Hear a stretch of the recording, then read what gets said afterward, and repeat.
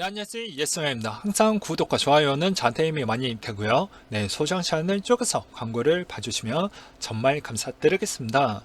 네, 오늘의 주제는요, 비트코인 반감기와 알트코인 반감기에 대해서 제가 설명을 드리겠고요.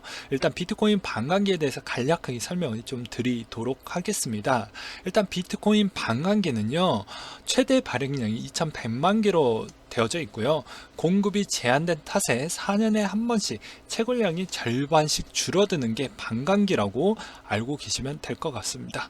이번에 2020년도 때 세 번째 반감기로 예상되는 5월 달이 이제 블록 보상이 12.5개에서 6.25개로 이제 비트코인이 감소가 되다 보니까 기대를 많이 받고 있죠. 네. 그래서 이렇게 좀 알고 계시면 좀 될 것 같고요. 그리고 이제 해당 비트코인 계열에 있는 이제 코인들 같은 경우에는요, 주로 POW 방식이 되어져 있습니다. 그러다 보니 어느 정도에 대한 반감기에 대한 영향을 좀 받고요. 나머지 알트코인들도 POW 방식도 있고 S도 있다는 점을 꼭 기억을 해 두셨으면 좋겠습니다. 이제 비트코인 반감기에 대한 예상 시나리오를 좀 보도록 하겠습니다.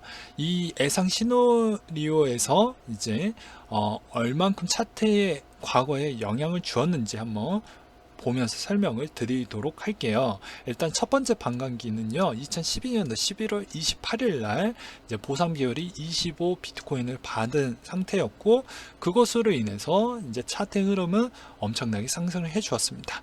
그러다가 2013년도 11월 달에 고점이 되었고요. 그 다음에 이제 두 번째 반감기가 돌아오게 되면서 이제 16년 7월 10일자이죠. 네, 보상 비율은 12.5개로 줄어들게 되었습니다. 그 다음에 2017년도 12월 달에 고점을 찍게 되었고요. 그 중간에 이제 가장 큰 비트코인 캐시랑 분열이 되면서 대략 한 7월에서 8월 사이에 있었던 걸로 기억이 나고, 그 다음에 세구이 사태로 인해서 분열이 된 걸로 알고 계시면 될 것 같습니다. 그 다음에 이제 세 번째 반감기인데요. 대략적으로 2020년도 5월 정도로 되어져 있는데, 이때 당시에는 왜 7월로 예상이 됐던 이유는요. 그것은 이제 채굴에 대한 속도가 더욱더 붙어지면서 오히려 이제 그 일정이 조금씩 당겨졌다라고 생각을 하시는 게 될 것 같습니다. 그리고 이제 차후에 이제 이 예상 시나리오로 본다고 하면 2021년도 12월 달이 되면 이제 고점을 찍고 다시 한번 조정을 두지 않을까라는 아주 이제 우리가 생각하는 이상적인 시나리오이긴 하지만, 이게 실제로 이렇게 되었으면 좋긴 하겠지만 과연 이렇게 될지 저도 잘 모르겠어요. 아무튼 조만간에 반감기는 호재이고 시나리오도 이렇게 나와지고 있습니다. 그래서 해당 비트코인에 대한 이제 카운트 부분을 보시게 되면요, 정확한 시간대가 나오게 되는데요. 네, 5월 24일 정도, 2020년도 5월 24일 정도에 진행된다고 했고, 아직 이제 459일 정도가 남았다라는 걸 이제 여기에서도 보실 수가 있게 되겠죠. 그리고 이제 비트메인이 이제 최근 소식인데, 비트메인이 새 채굴칩을 공개했다고 합니다. 같이 한번 내용을 좀 보도록 할까요? 네, 보시게 되면 새 채굴칩은 BM1397로 비트코인 캐시와 같은 작업 증명에 쓰이는 이제 SHA-256 알고리즘 채굴에 맞춰 설계가 되었다고 합니다. 예, 비트코인은 같은 크기의 기존칩 BM1391보다 전력 효율성이 28.6% 향상되었다고 설명을 했고요. 이전 아식보다 낮은 전력으로 연산 작업을 진행하시 있다라는 의미인데, 이제 비트메인에서 이런 새 채굴칩을 공개했다는 의미는 아무래도 이제 비트메인의 이번에 3분기 보고서를 보시게 되면 엄청난 적자를 냈다라는 걸 알 수가 있게 되겠습니다. 당연히 이제 돈을 벌어야 되기 때문에 새로운 채굴칩을 출시한다라는 거를 우리는 좀 확인을 해볼 수가 있게 되겠고요. 그리고 이제 새로운 채굴칩에 대한 전력 효율성이 높다 보니까 과거에는 계속 비트코인에 대한 단가가 계속 떨어지다 보니까 채굴 회사에 대한 파산도 있었고, 그리고 상당히 경영난도 많이 겪었던 측면을 볼 수가 있었지만, 이런 측면으로서 다시 한번 채굴 회사들이 조금 살아날 수 있는 측면을 볼 수가 있게 되겠습니다. 그리고 이렇게 살아나게 되면 다시 한번 비트코인에 대한 반감기에 대한 시점이 더더더 짧아질 수 있다는 것을 꼭 기억을 해 두셨으면 좋겠습니다. 그래서 이 기사를 좀 가지고 와봤고요. 그리고 이제 번외편으로 요거를 한번 준비를 해 보았습니다. 비트코인 역대 하락이라고 해서요. 보시게 되면 이제 2010년도 94%, 11년도 49%, 그리고 11년도 6월달 94%, 그리고 13년도 4월 10일 76%, 13년도 11월 30일 날 85%, 16년도 6월달 마이너스 27%, 17년도 3월 10일 날 마이너스 33%, 그리고 17년도 9월 2일 마이너스 41%, 그리고 18년도 1월 6일 마이너스 60%. 지금 이제 어느 정도 갱신하고 있는 실정인데 어느 정도 멈췄죠. 그래서 아마 요 정도 라인이 나오면 평균 에버리지 때리면 한 80% 언저리 부분이 나오기 때문에 이제 거의 하락이 멈춰섰다 라고 보는 게 좀 맞을 것 같습니다. 네. 그래서 이제 요거는 이제 번외적으로 이런 큰 사건이 좀 있었다라는 거를 또 모르신 분들이 있을까봐 제가 한번 준비를 해 보았고요. 여기서도 비트코인 가치 형성기라고 해서 이제 2010년도 마운트콕스 설립 및 2011년도 실크로드 상거래 개설 후 1비트코인은 1달러까지 상승을 하게 된다라고 되어져 있죠. 네, 그리고 2011년도 마운트콕스 6만 명 이메일 주소, 암호화된 비밀번호, 회원 정보 유출 사고 발생, 2012년도 사토시 다이스 부분으로 인해서 이제 1비트코인이 이제 14달러까지 수준으로 상승이 되었다라고 되어져 있죠. 그래서 이제 피자 사건으로 인해서 이렇게 첫 거래가 되었고, 그것으로 인해서 이제 실크로드와 뉴욕 타임즈, 그리고 상원 의원, 실크로드, 그리고 마운트콕스 유출 사고, 그리고 사토시 다이스 서비스 시작, 은행과 제휴를 통한 거래소 등장으로 인해서 이렇게 성장을 해주었다라는 거를 그냥 간략하게 알고 계시면 또 머릿속에 또 정리하기가 매우 편하실 것 같아가지고 이거를 또 준비를 해보았고요. 13년도 때는 이제 키프로스 재정 위기로 정부가 예금 인출이 제한을 하고 과세로 시작이 되자 부유층들은 앞다투어서 비트코인을 매입을 했습니다. 그리고 10월달 FBI 실크로드 폐쇄, 투자자들이 비트코인 마약 거래에만 쓸모 있는 거 아니냐라는 거를 알아가기 시작을 하고 12월 달에 이제 비트코인 1000달러를 돌파하기 시작을 하죠. 그래서 비트코인 대규모 투자자 형성, 비트코인 관련 회사에 대한 벤처 캐피털 투자가 시작이 되었다고 합니다. 그래서 키프로스 사건으로 인해서 엄청나게 많이 성장을 해줬고, 그리고 마운트콕스 이제 비트 인스턴트 거래 정지로 인해서 다시 한번 내려갔다가 다시 6월에 최초의 ICO 부분이 되면서 어느 정도 자리매김을 좀 해주고, 그 다음에 실크로드 부분을 볼 수가 있겠고, 벼락부자가 탕생되는 언론 이슈로 통해서 이만큼 올라왔는데, 그러다가 이제 언론이 나오면서 엄청나게 급격하게 상승해줬죠. 이거는 마치 2017년도 때랑 거의 비슷하다라고 볼 수가 있겠고, 이때도 이제 중국 인민은행의 암호화폐 규제 내용이 또 나오게 되면서 다시 한번 하락을 해주었습니다. 2013년도에 대한 내용을 또 간략하게 보면요, 마운트콕스 사태가 있었고, 중국발 비트코인 규제가 있었고, 러시아 재무부에 대한 또 비트코인 금지 법안이 나왔는데요.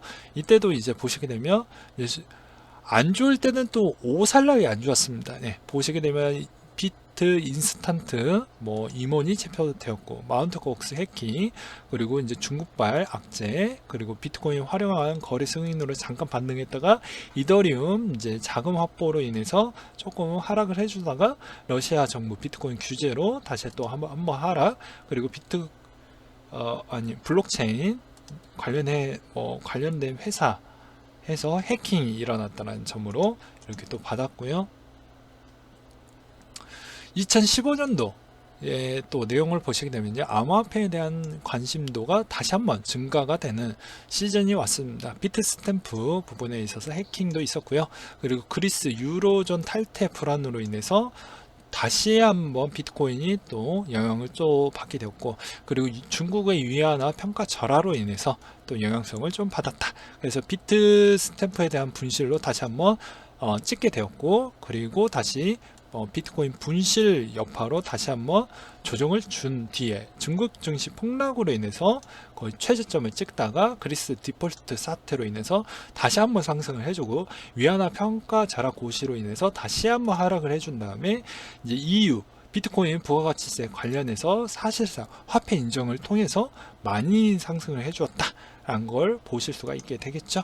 그리고 2016년도 거의 다 왔습니다. 비트코인 안전자산 인식록 확대로 인해서 이제 일본 이제 비트코인 화폐 인정을 받았죠. 3월달에 6월달 브렉시트, 그리고 8월달 비트파이넥스 사건으로 인해서 이렇게 2016년도는 이렇게 왔는데요. 보시다시피 일본 정부 화폐로 인정하면서 이제 추세가 상당히 좋아지다가 영국의 브렉시트로 인해서 엄청나게 상승을 보여주었습니다. 그리고 다시 비트파이넥스 해킹, 그리고 인도 화폐 개혁으로 인해서 다시 베네수엘라 초인플레이션 발생을 해줌으로써 다시 한번 상승을 보여주는 계기가 되었다 라고 보실 수가 있게 되겠고요. 그리고 비트코인 히스토리 차트, 이제 2017년도께 되겠죠. 네, 코인베이스 부분이 되게 이제 신규 가입자가 많이 늘어났다.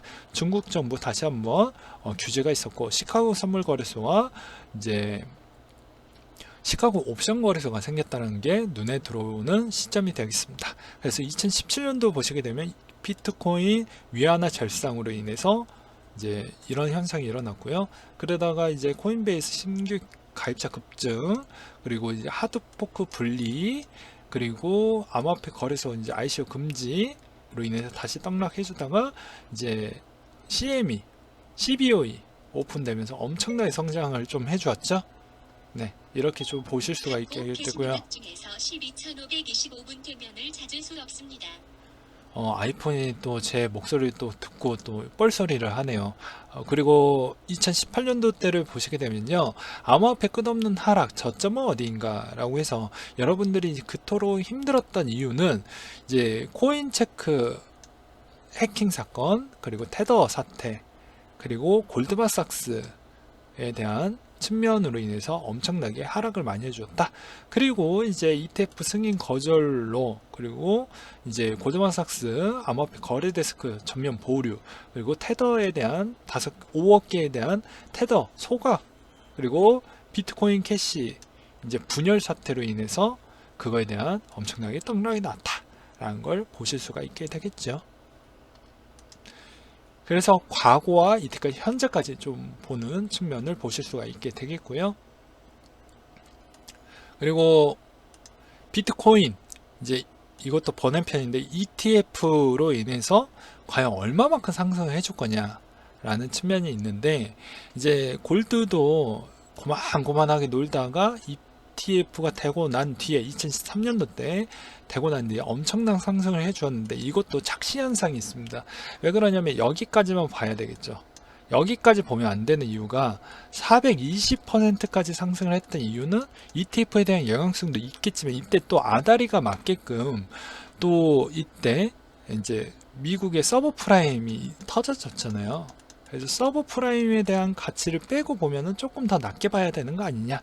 그렇지만 또 다른 해석으로 보면 ETF가 개정을 해줌으로써 어떻게 보면 서브프라임까지 하다 보니까 더 상승률이 더 좋아진 거 아니냐, 이렇게도 해석을 해볼 수가 있다 보니까 저는 또 조심스럽게 이렇게도 또 생각이 드네요. 만약에 반감기 시점 때 맞춰갖고 계속 미뤄지다 보다 보면은 ETF도 그 언저리 시점 때 또 되면은 화력이 또 붙다가 가속도까지 또 붙어서 이렇게 연달아 또 되는 거 아닌가 라는 또 조심스러운 생각이 듭니다. 뭐 그 전에 되면 더 좋긴 하지만, 만약에 또 미뤄지다 보다가 만약에 반감기가 좀 지나고 난 뒤에 그때 되면은 더욱더 화력은 이렇게까지 좋아질 수도 있다 라는 생각도 들어봤어요. 네. 그리고 이제 비트코인 캐시에 대한 반감기 이제 시점도 거의 비슷합니다. 근데 조금 더 빨라요. 네. 2020년 4월 7일 정도에 이제 비트코인 캐시에 대한 반감기도 있다 보니까 이것도 잘 참고하셨으면 좋겠습니다. 네. 그리고 이제 라이트코인에 대한 반감기에 대해서 좀 보도록 할게요. 라이트코인에 대한 반감기는요, 8월 8일 정도에 잡혀져 있고요. 여기서도 이제 차트상만 먼저 보시게 되면 2015년도 8월 25일자 1차 반감기가 라이트코인은 진행이 돼서 이제 이때부터 어느 정도 중턱까지는 올라오게 되었고, 그리고 이제 2차 반감기가 8월 8일 정도에 잡혀져 있습니다. 라이트코인. 그러다 보니 이제 어느 정도 다시 여기서 횡보하다가 조금 더 올라가는 거 아니냐라고 이제 보고 있죠, 사람들이. 그래서 상당히 기대적 심리를 많이 받고 있다 보니까 라이트코인도 조만간에 상반기 정도에 어느 정도 사람들이 이거에 대한 호재를 좀 많이 알고 있다 보니까 그 전에 또 올라가지 않을까라는 생각이 드네요. 네. 그래서 라이트코인에 대한 또 카운트다운을 또 보시게 되면요, 네, 8월 7일 정도가 되었습니다. 하루 정도 조금 더 앞당겨지긴 했네요. 네, 168일 정도가 앞으로 남았다고 하니까요, 라이트코인 관심 있으신 분들은 꼭 잘 참고하셨으면 좋겠고요. 그리고 이제 번외편으로 나머지 POS, 그러면 이제 뭐 꼭 그런 반감기가 아니더라도 뭐 좋은 소식이 없냐 라고 또 이제 암울해 하실까봐 이것도 좀 준비를 해 보았습니다. IBM 결제 시스템 확장, 스텔라룹의 가격 상승에 대한 초석이 보인다 라고 되어져 있죠. IBM은 뭐 작년 9월에 출시된 스텔라 기반 결제 시스템 블록체인 월드와이어에 대한 큰 계획을 세우고 있었죠. 그러다 보니까 IBM의 블록체인 솔루션 책임자 제시 룬드가 최근 인터뷰에서 곧 많은 발표가 있을 거라고 이제 넌지를 남겨서 이제 어느 정도 스텔라 부분에 대한 시세를 조금 반등의 요점을 좀 만들지 않느냐 라고 볼 수가 있게 되겠고요.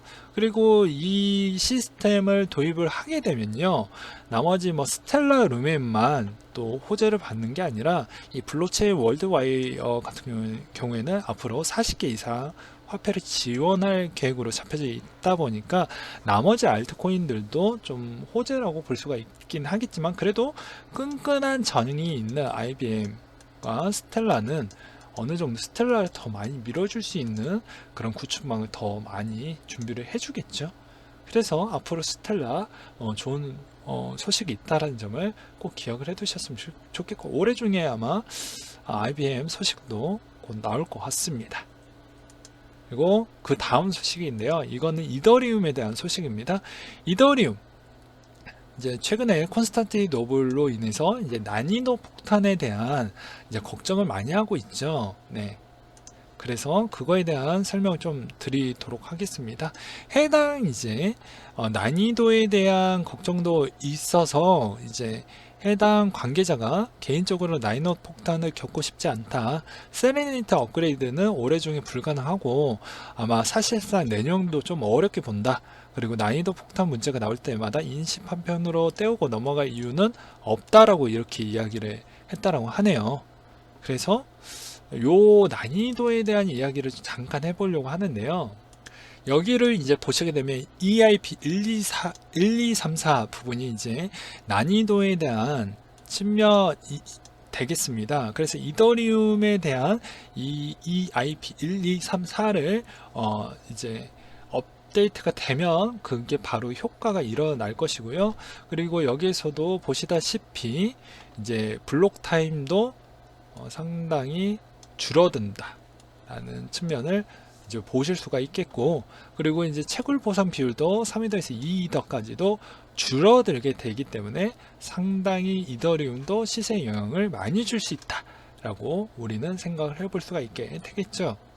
그리고 이제 콘스탄티노블이 완전히 끝나게 되면 그 다음 시나리오가 또 있습니다. 이스탄불이 앞으로 남아져 있고요. 이 이스탄불 부분도 이제 대략 이제 2019년 10월쯤을 이제 갖고 있다라고 하지만 요거는 또 변동사항이 많이 있기 때문에 그냥 대충 한 요 정도 있고 더 연기가 될 수 있구나 이렇게 좀 생각하시면 아마 도움이 많이 되지 않을까 싶습니다. 근데 이제 이더리움 같은 경우에는요, 약간의 이제 이런 블록 보상 비율을 좀 손대게 되면 이런 과거에도 이제 비잔티움 업그레이드 당시 때도 조금 문제점이 있었습니다. 이제 이거를 보시게 되면 아마 아시겠지만, 보상 그래프를 보시게 되면 아시겠지만, 여기에서 딱 집었죠. 네. 에리코는 난이도 폭탄에 의해서 10만 개가 증가할 때마다 채굴 난이도가 2배로 증가한다고 말을 했다. 그 결과 2017년도 10월에 비잔티움 직접 몇 달 동안 이더리움 네트워크 블록 채굴 시간대는 역대 최장 30초까지도 늘어나게 되었다. 라는 거를 또 평균 블록 채굴 시간까지도 볼 수가 있게 되겠죠. 네. 그래서 약간의 우려적인 측면을 볼 수가 있게 되는 거예요. 네. 그리고 여기까지 준비를 해 봤는데 뭐 어느 정도 흐름에 대한 맥락은 잘 잡혔을 거라고 보고 이제 여기까지 이야기를 하고 마무리를 좀 짓도록 하겠습니다. 네. 항상 여러분들한테 힘이 되고 도움이 되는 예스맨이 되도록 하겠고요. 네, 이상으로 마치도록 할게요.